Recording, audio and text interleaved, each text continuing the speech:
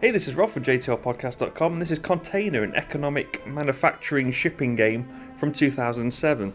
You'll see this itself is not the full version, it's an official print and play. It was from files you could get from a Kickstarter from last year that somebody's made. It was very nice components, very well done. And in this game you're going to be creating these containers in your factories, then the other players can buy them from your factories to place in their harbour. Players can then sail their ships over to your harbour to pick them up, to place them in the centre harbour, where people will be bidding for them in order to win the containers to put in their storage areas. Seems a bit convoluted, and it is kind of, but there's a reason you're doing that, and that is this card. Everyone has one of these each, they're all different.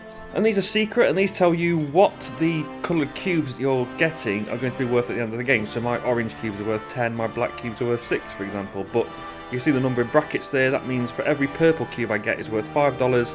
If I have a full set of all 5 colours of cubes, then my purple cubes are worth 10. And how you do all this is very simple. Everybody's got one of these boards. You can see at the back there's 4 spaces, numbered 1, 2, 3 and 4. That is your factory, that's where you're going to produce cubes. Those little buildings on the bottom right are your factories. And then at the top, you can see the boxes numbered 2 through 6. That is your harbour, and on the right are your storage units. That's how many cubes you can store in your harbour.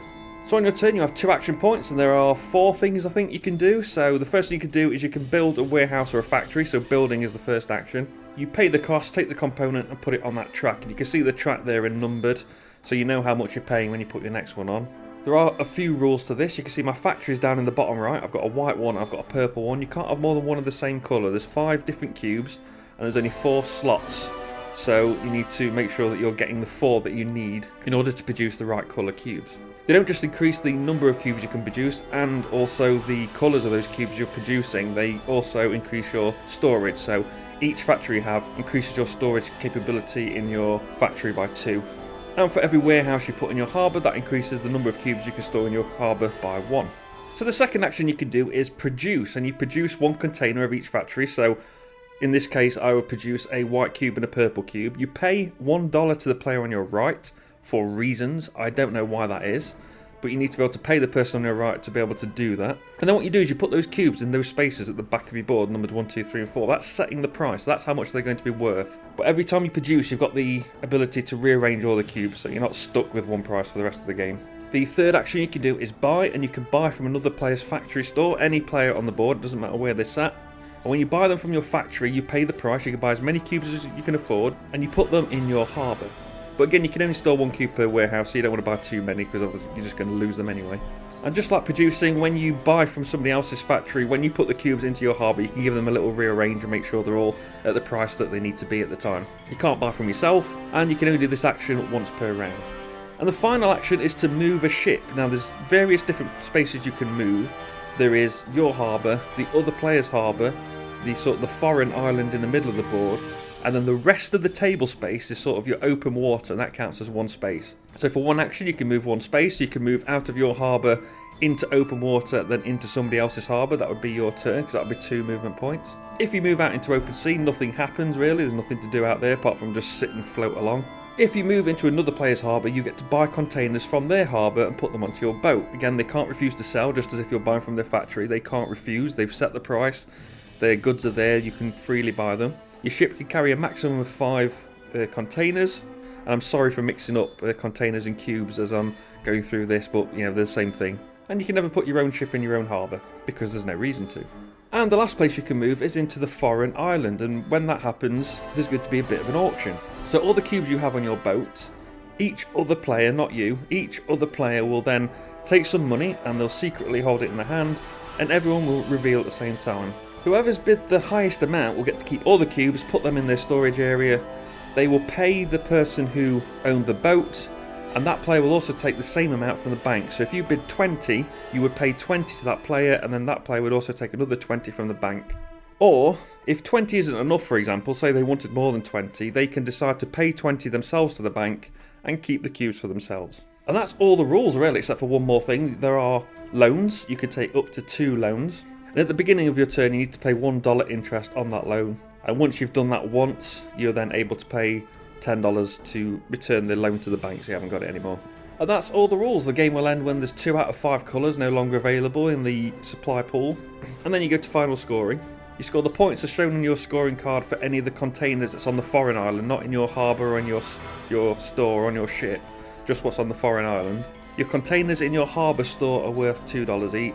The containers you've got on your ship are worth $3 each. You lose money if you've still got a loan. Whoever's got the most money wins. It's a very clever game. It's another one that's weighted quite high on Board Game Geek. In other words, it's got quite a high complexity level, when really it isn't that complex. Rules wise, what is complex is how you do well. So you need to be able to produce, I mean, don't take this as a strategy guide, because as I've mentioned several times, I'm not very good at games like this, but what you need to do is sort of produce the colour cubes that you need so that people buy them from your factory to put in their harbour, and then you need to have other people go into their harbour, load up on the cubes you need, take them to the foreign island so that you can win the auction, so that you get to keep them. But the problem is, if you create them in your factory and you set the price too low, when you go to the auction, you're not going to be able to have enough money to win it, probably, because you haven't made enough. But if you set them too high, people won't buy them. So you need to have this really nice balance of things there. It's just the way the game balances, with all players needing to help each other out. But obviously nobody wants to help each other out. Is really good. Having the dead space around the components as sort of a component itself was quite good.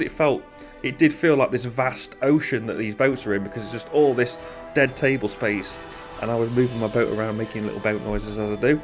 So that was very interesting. I enjoyed that. And overall, I thought the game was very enjoyable. It was really good. I've got two negatives. One's my fault, one's not my fault. On one of the auctions in the centre of the island, it had a lot of my cubes that I needed to create a full set, and it had a couple of purple cubes as well, so they were going to be worth quite a bit of money to me. So I bid a lot in order to get them. Unfortunately, I bid too much. I wasn't able to pay my loans back. When you can't pay your loans back, when it comes around to your turn, the player to your right gets to pick a cube from the foreign island that you've won and remove it from the game. So all those cubes that I'd bought, worked hard to get into my foreign island for endgame scoring, were starting to disappear. Then the other players deliberately, and quite rightly, I mean it is a bit mean, but quite rightly, then stopped buying things from me, so I didn't have money, so that my cubes were just reducing on that foreign island. It meant that I just had turns where I couldn't do anything because there was nothing to do, and it got a bit boring for a few turns there, until they finally bought some cubes off me and let me do some stuff. But I'd already took the loans out and I couldn't pay them back and I couldn't do anything. It got a bit boring. But that's mostly my fault. I overpaid for an auction and I should have left myself in a position to be able to pay some loans back, but I didn't. That's how money works. The other problem is if you go to the island, if players keep buying their own ship's worth of cubes when they go to the foreign island, when it goes up for auction, if they keep buying their own cubes, all the money flows out the game, and then the game grinds to a halt a bit, I believe. Because the whole point is you gather these cubes up, you take them to the island, and people give you money, give you a lot of money to win the auction, and then you take that money from the bank as well, and then you're rich. Then next time somebody else goes to the island, you've got the money to win that, and then you pay for that, and then they get money out of the bank, and now they're rich, and you've got some left over, and there's money, everybody's got some money, and there's money floating around the game. But if everybody keeps buying their own ship's worth of stuff, the game runs out. That didn't happen because we were warned not to do that at the beginning, but I can see how that would be a problem. If you've played the game before, please let me know in the comments if that's something that can happen if people always buy from their own ships. But overall, yeah, I really enjoyed this game. They took a very dull theme, made it a fun, interactive game that was very player-led, and I enjoyed it. That's Container. Remember to like this video if you found it useful, share it to let us know about it, and subscribe to the channel for more Game Day First Play videos, as well as other board game related content. You can find me on Twitter at JTR Podcast. You can support the show at patreon.com/JTR Podcast, and find the blog and podcast at jtrpodcast.com. I've been Rob, aka Jesta ThaRogue, and I'll see you soon.